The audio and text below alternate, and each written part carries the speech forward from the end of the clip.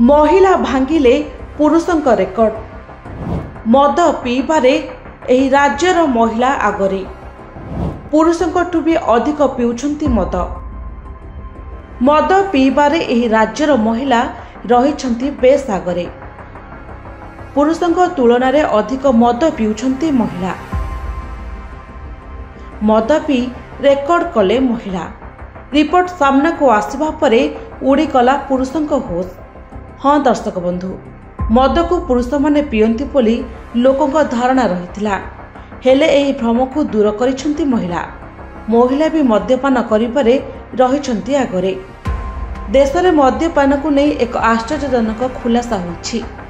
केंद्र स्वास्थ्य एवं परिवार कल्याण मंत्रालय द्वारा एक सर्वे करा जाइछि, जेउथिरे आश्चर्यजनक तथ्य सामना को आसिछि। इस सर्वे बहुत आकर्षणीय, जहाँ आजिकाली बहुत आलोचना होउछि।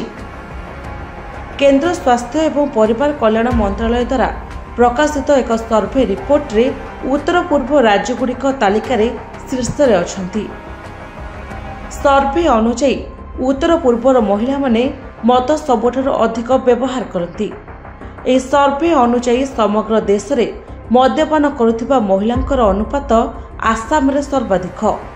सारा देश में 15 ରୁ 49 वर्ष बयस वर्ग में मद्यपान करुथिबा महिलांक संख्या मात्र 1.2%।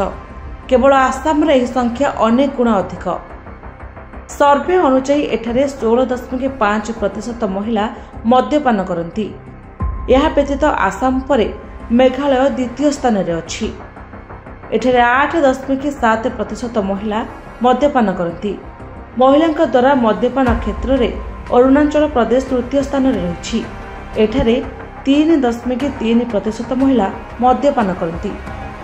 सिक्किम एवं छत्तीसगढ़ चतुर्थ एवं पंचम स्थान रे अछंती, जेउठारे 0.3 एवं 0.2% महिला मद्यपान करती। अरुणाचल प्रदेश रे पुरुष माने सबुठारु अधिक मद्यपान करती।